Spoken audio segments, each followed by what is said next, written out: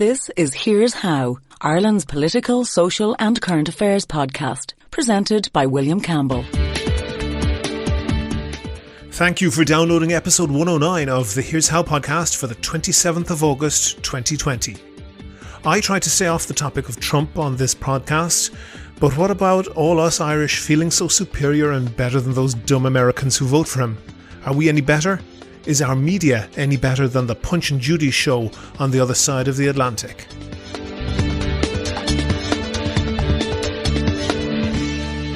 Here's How is Ireland's political, social and current affairs podcast. Make your view heard. Just dial 076 603 5060 and tell the world what you're thinking. Your voicemail may be included in the next podcast. You can find tips on recording your contribution and other ways to contact the show at here'show.ie/call. Here's what we've got coming up for you in this podcast.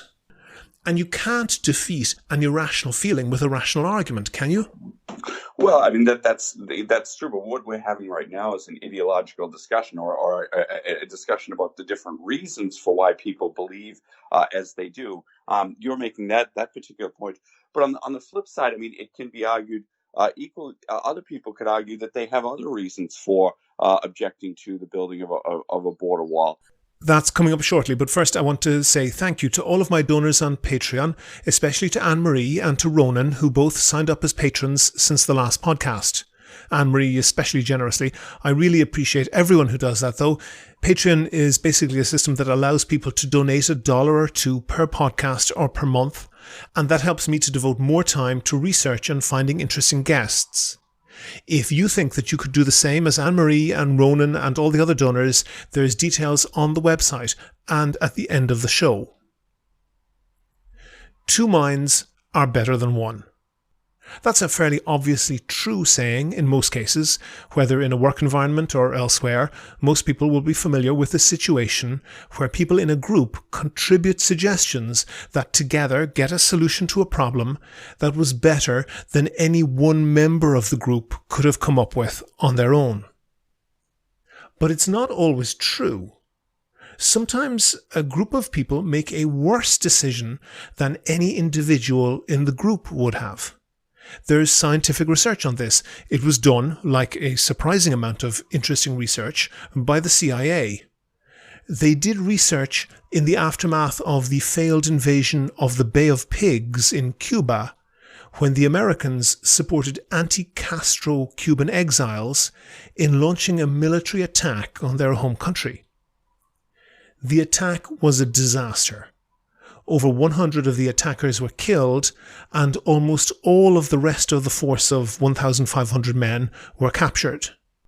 In retrospect, it seemed obvious to everyone that such a tiny force, even with American-supplied weapons and backup, could never stand a chance against a relatively well-defended country. And the hope that this ragtag bunch of former plantation owners, landlords, businessmen and trust fund kids could inspire the population to overthrow their government and install them in charge instead seemed insane. Yet, this plan, insane in retrospect, was signed off by many well-qualified committees and experienced military people in the CIA. How could so many smart people have made such a big mistake? In fact, that was the problem. Fair play to them, the CIA brought in psychologists to analyse why the mistake had been made and avoid similar ones in future. And the resulting research was clear. One problem was the number of people involved. The fact that there were so many of them, so many different committees, planning split across the Eisenhower and Kennedy presidency, and no individual thought that they were personally responsible. Each individual saw that lots of other smart people were agreeing with the plan, so if they had doubts, they kept them to themselves, with the effect that everyone in the room thought that they were the only person with a niggling doubt. None of those other smart guys have this doubt. I must be wrong, so I'll stay stum. And even if the whole thing goes wrong, it won't be me held responsible. It'll be those other smart guys. I've heard this research expanded on by some business leaders who talk about this effect being amplified when there's a lack of diversity in the room where a decision is being made. That kind of fits here. All those CIA decision makers most likely had the same type of background. They were guys that came from similar white middle-class families, were educated in military academies, and had similar career paths from the army into the CIA. So where one of them has a blind spot in decision making, there's a very high risk that most or all of the others in the room have the same blind spot.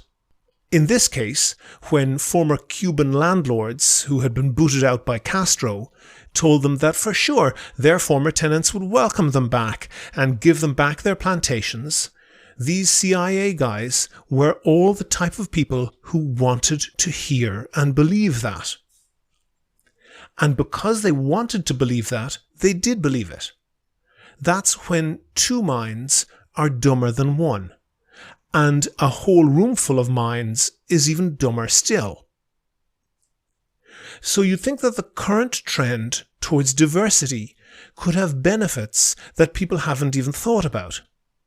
More diverse perspectives can lead to better decision making.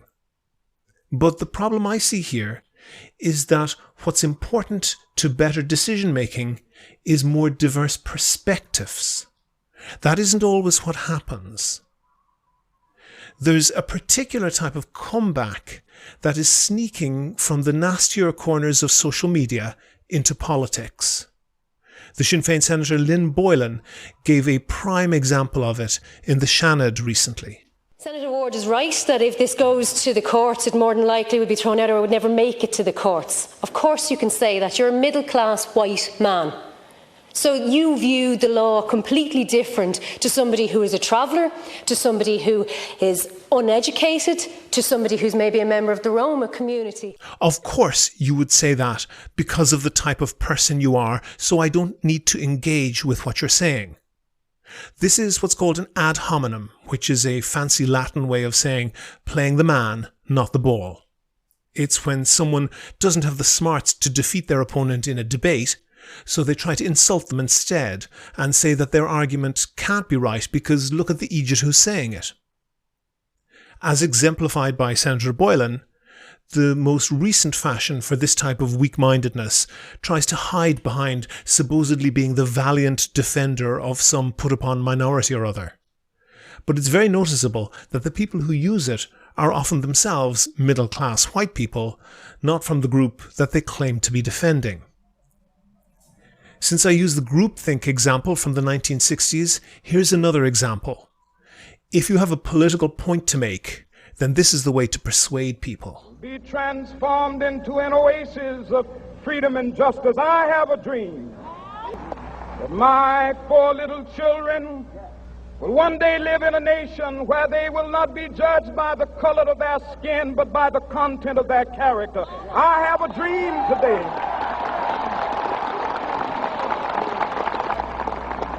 I have a dream that one day, down in Alabama with its vicious racists, one day right there in Alabama, little black boys and black girls will be able to join hands with little white boys and white girls as sisters and brothers. I have a dream today. If your argument relies on insulting your opponent, or saying that it's invalid because of who that person is, then you need to look at it again, because that's a weak argument. Do you agree? Do you disagree? If you want your point of view heard, dial 076 603 5060 and leave a contribution for the show. The lines are open 24/7 and you can find tips on how to record a good contribution and other ways to contact the podcast at here'show.ie/call. On a Skype line now, I have Larry Donnelly. He's a native of Boston, but he teaches law in UCG in Galway.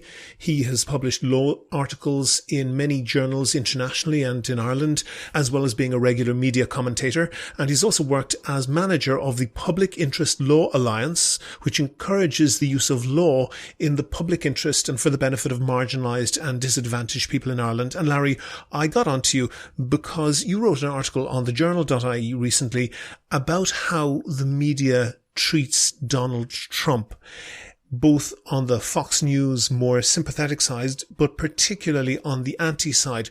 What was your thesis in that? Well, it's a pleasure to be on with you, William. First of all, I wrote the piece for the Journal, and I write regularly for the Journal, but I wrote this particular piece because, as I indicate in it, one of the habits I've fallen into in the COVID period is watching CNN late at night, and in particular, the Situation Room with Wolf Blitzer. Mm-hmm. And one of the things that has struck me repeatedly while watching it is the fact that the program is a nonstop torrent of, I suppose, criticism and attacks upon the Trump administration. The host, Wolf Blitzer, is transparently anti-Trump. His guests routinely lambaste the president on a nonstop basis. There's almost no pushback whatsoever in terms of what is said in response. And the only time I do hear any kind of critical or hard-hitting interview, it's when someone who's defending the Trump administration comes on to speak as a guest on the program. Okay, pause with that, Larry. So my question on that is, so what?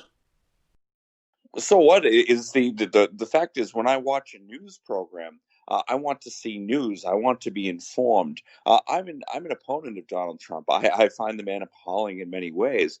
But when I watch a news program, particularly one that purports to cover politics and current affairs in the United States, I don't want to see one side of an issue.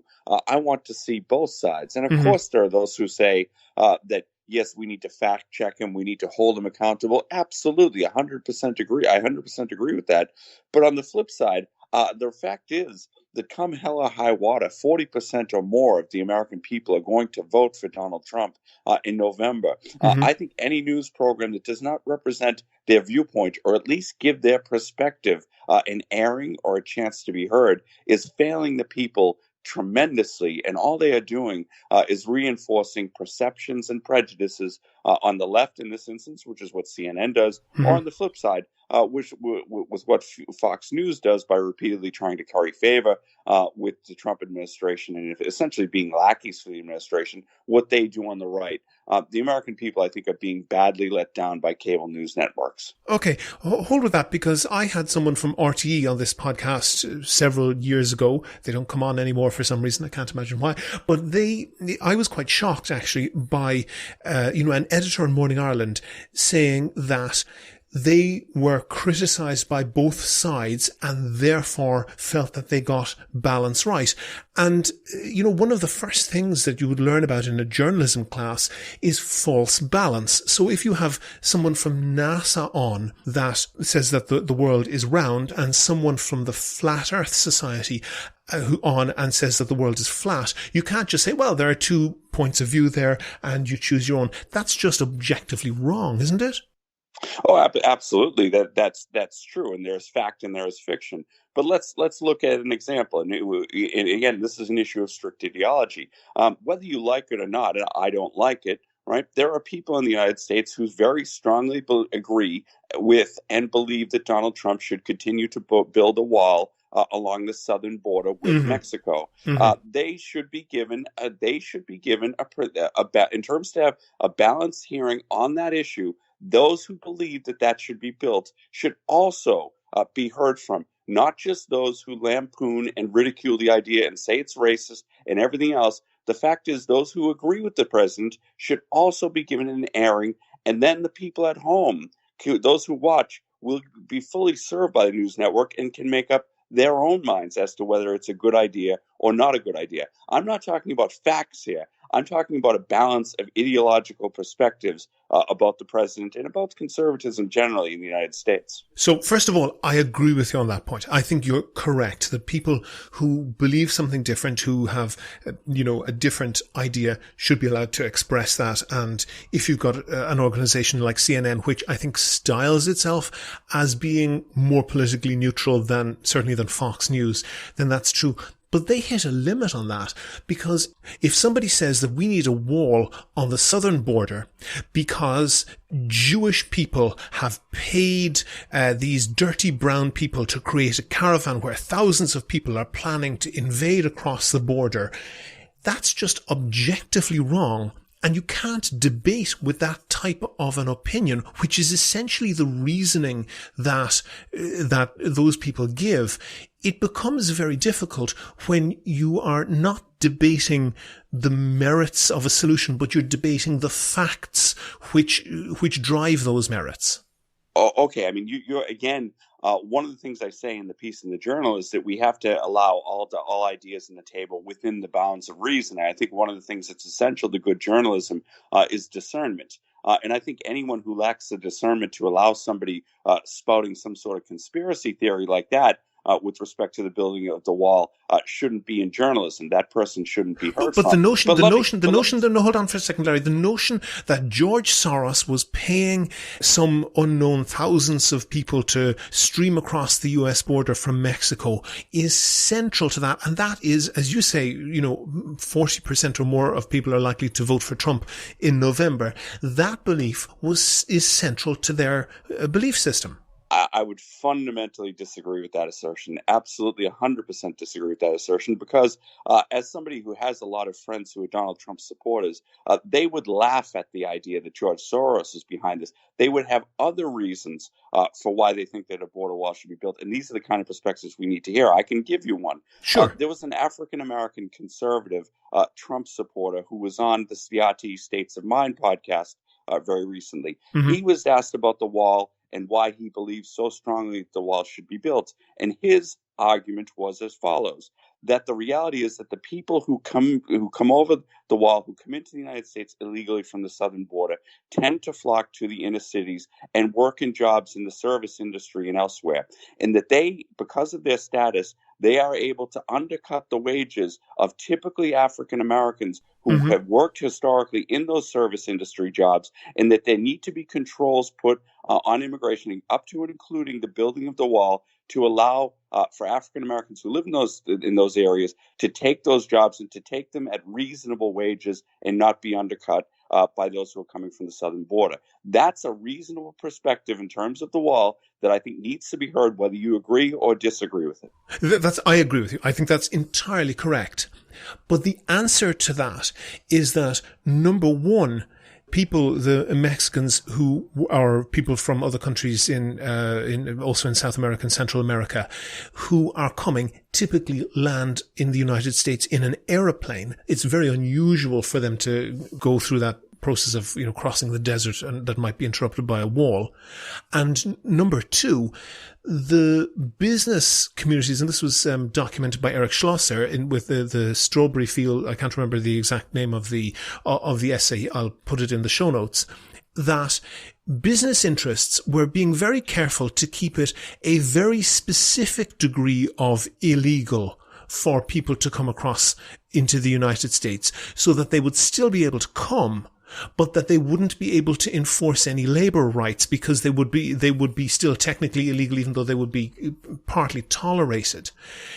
That's a rational answer to that. And my feeling is that the Trump supporters are not expressing a rational argument, and they are expressing a feeling, and a wall is a symbolic thing that it doesn't really matter if it exists physically. And you can't defeat an irrational feeling with a rational argument, can you? Well, I mean, that's true. But what we're having right now is an ideological discussion, or a discussion about the different reasons for why people believe as they do. You're making that particular point. But on the flip side, I mean, it can be argued other people could argue that they have other reasons for objecting to the building of a border wall. Mm-hmm. For instance, that the school systems in areas around the border are all of a sudden overwhelmed and huge demands are being put upon them, and the people who are there's education is being diminished and their experiences are being diminished because of what's happening, that they're losing out unfairly because of what's happening. There are a whole lot of reasons. I'm not particularly moved by them. I'm opposed to the wall again, but I think that the idea is these news programs should be forums for discussion and debate, and then let the people make up their minds based on what they've heard. And when there is misuse of facts or there's outright lies, absolutely, that's where the host comes in and jumps on it, whether it's somebody on the right or somebody on the left. That's what should happen. But we need to hear different perspectives. And the idea that we only hear one side, whether it's on the right or whether it's on the left, is deeply disturbing to me. Yeah, I actually agree with you. And you mentioned Keith Olbermann and Rachel Maddow. Some people who have cable or satellite TV in Ireland might be familiar with those. I can see them on YouTube. Other people might not, but they're essentially MSNBC presenters, and they make absolutely no effort to be independent or to be impartial in their opposition to Trump. But I just want to look at something else. You know, how far would Donald Trump have to go in order for any ethical journalist to say, my job has to be to persuade people to boot him out? Well, let's say, for instance, if he started some sort of daft war, or if he, for instance, undertook some mass program of incarceration. Larry, for example, what if he organized irregular armed forces to snatch peaceful protesters off the streets completely illegally and detain them illegally? Well, again, there are two sides to that point. I think if that were the case, yes, then I think that would be grounds for objective journalists to attack the president. However, lots of people on the ground in areas where I suppose unnamed troops are being deployed would say that there is actual violence going on in the streets, that there has been looting going on in the streets, that this is actually a proportionate response. What I think the job of journalism. Hold on, Larry. No. Just on the specific constitutionality part of it, where people are being seized, where there's no clear power of arrest, where what seem like paramilitary or militias who seem to be prison workers or other federal employees who are typically armed, but are unidentified, who refuse to identify themselves, who have no identifying markings. That's very difficult to excuse in a constitutional system, isn't it? No, and again, I have deep discomfort with it. But the constitutionality or unconstitutionality is not entirely clear. There are views on both sides of that issue, and it's a gray area that the president is operating in. So yeah, I think that there are definitely problems. And again, ideologically, I agree with you 100%. But what I'm saying is that that on the ground, what I think the job of journalism to do is to say, is it in fact peaceful, nonviolent protest, or is there a dirtier underbelly to all of it? And I think my problem again with the media is they're all too willing, because it's Donald Trump, they're all too willing to accept the fact that they're all peaceful, nonviolent, because it is Donald Trump who is acting here. And that's my problem. Okay.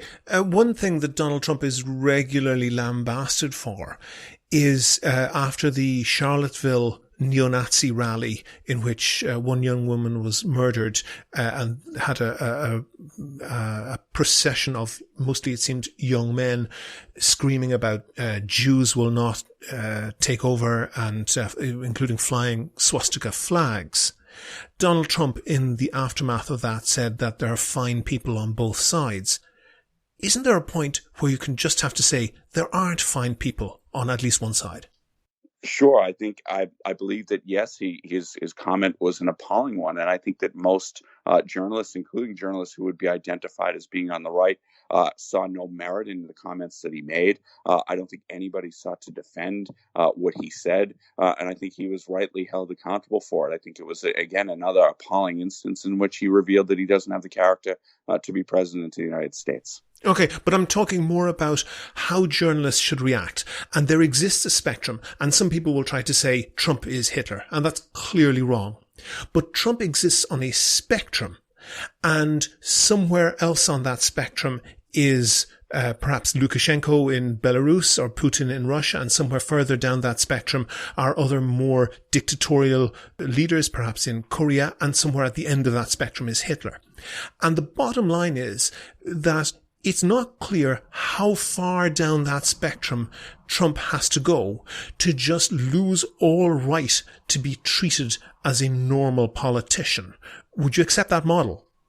I would accept that model if it reaches a particular state. I mean, I'm one who doesn't or who isn't inclined to believe that Trump is going to go so far, or that Trump is, a fascist, which is an overused word. Yes. I'm not one who tends to believe that Trump will refuse to accept the result of the election. I think he might try some tactics, but I don't think it's going to go anywhere, because I think he knows that the institutions of the United States, up to and including the United States military, will ensure that he does not. So I think some of that criticism of the president is overwrought. I agree with that. I think he's not at the end of that spectrum. But focus on my question. How far down that spectrum does he have to go before people say that's it? He doesn't get the respect or the privileges of a normal politician.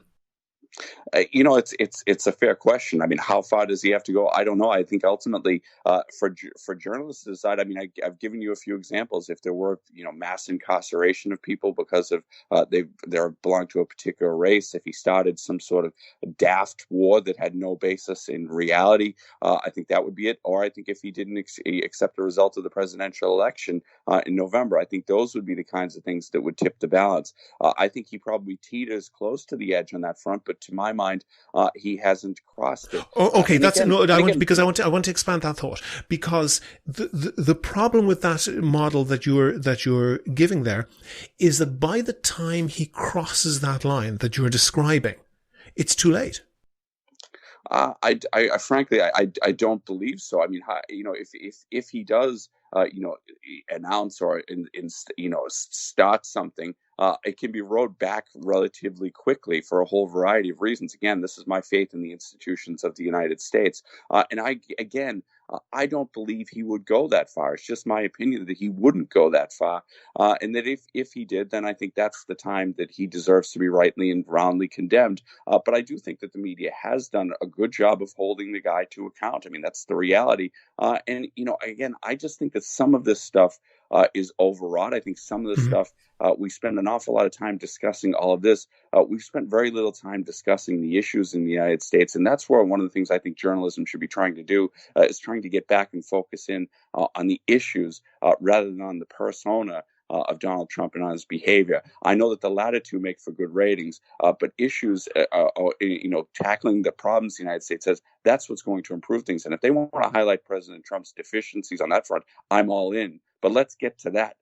Okay, I tend to agree with you on that, and I think that focusing on his hair or his vanity or whatever is unhelpful.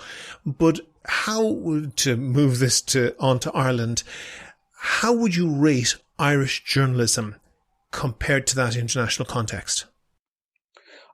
I think if you compare it to the United States in particular, I think that, almost to say there is no comparison. I think journalism here does a reasonably good job of providing balanced cover to politics and current affairs. I do think that we see both sides and both perspectives on just about every issue that there is. As I say in the piece, there are some fault to be found. I think people on the left have an issue. People on the right sometimes have an issue.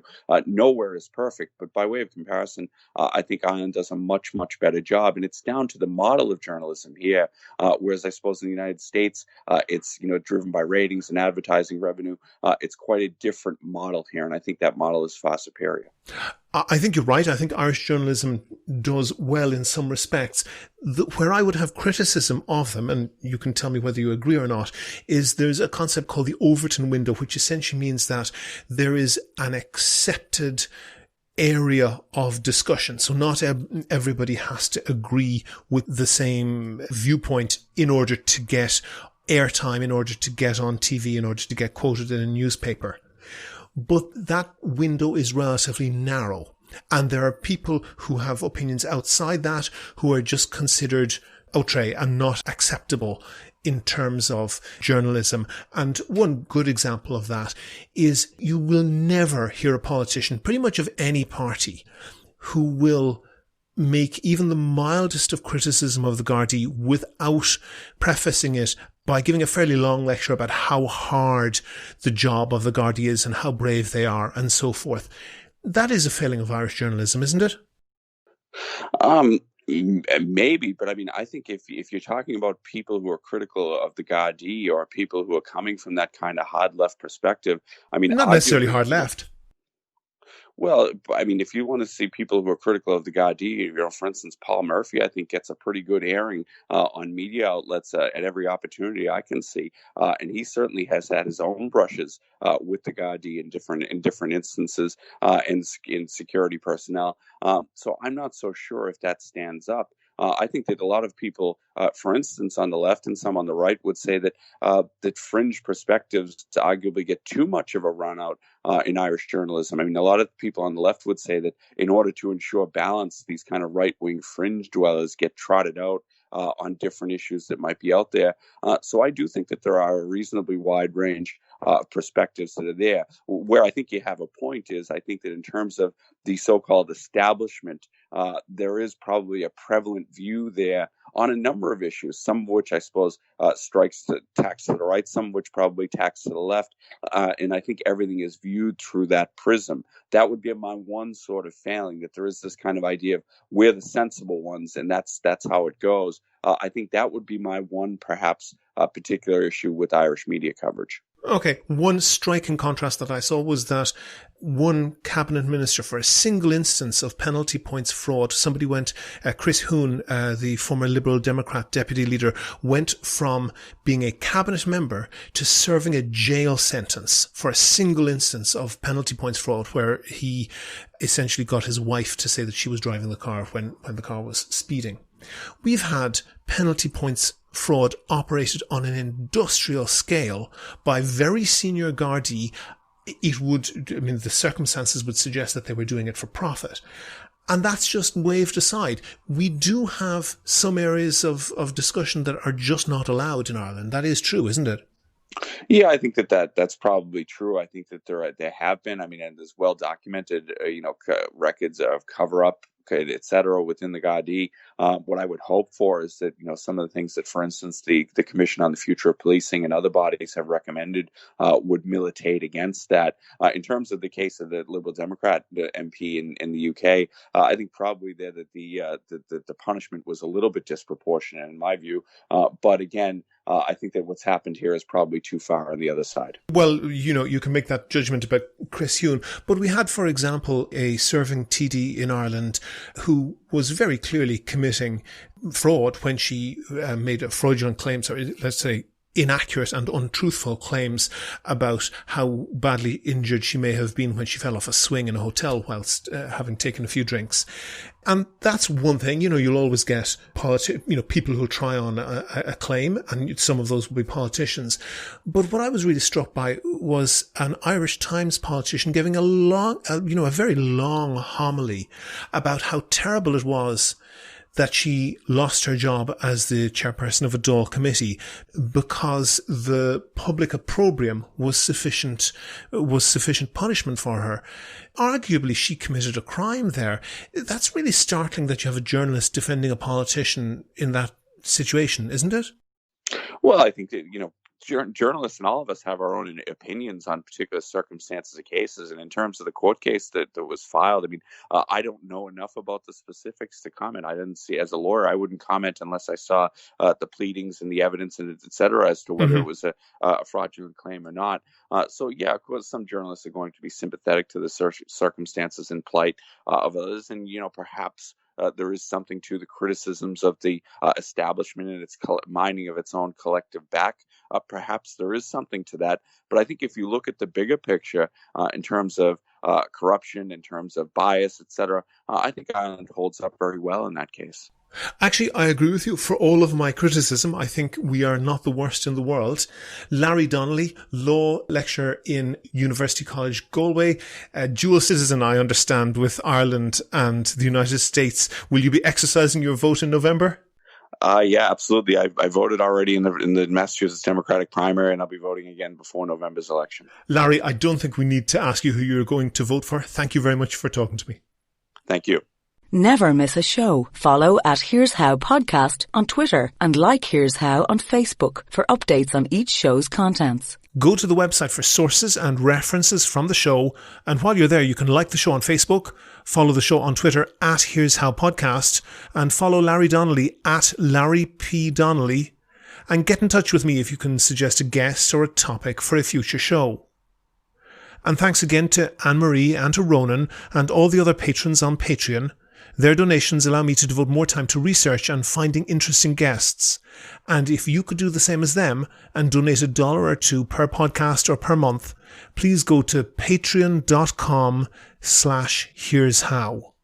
That link is on the website. Also there you can find out how to subscribe to the podcast for free on your computer, on your phone or by email. All that information is at www.here'show.ie. The next show will be uploaded next Thursday, the 3rd of September. I'll be talking to the loyalist and Gaeilgeoir, Linda Irvine. The Here's How podcast is produced and presented by me, William Campbell. Thank you for listening.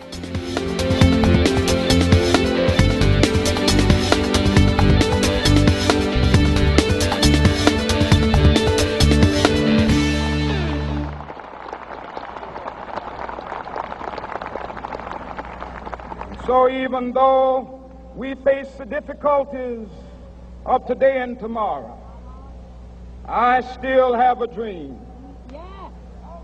It is a dream deeply rooted in the American dream.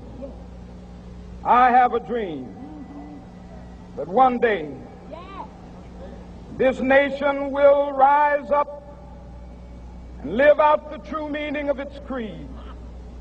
We hold these truths to be self-evident, that all men are created equal.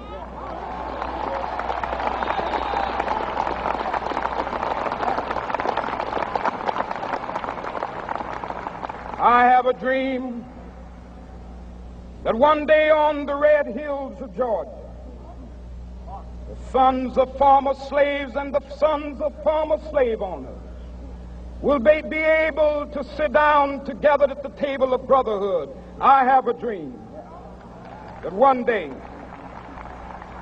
even the state of Mississippi, a state sweltering with the heat of injustice, sweltering with the heat of oppression, will be transformed into an oasis of freedom and justice. I have a dream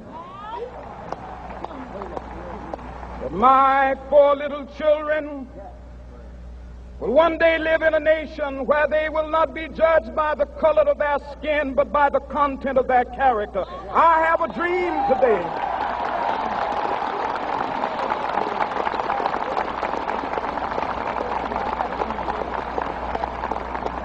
I have a dream that one day down in Alabama, with its vicious racists, with its governor having his lips dripping with the words of interposition and nullification, one day right there in Alabama, little black boys and black girls will be able to join hands with little white boys and white girls as sisters and brothers. I have a dream today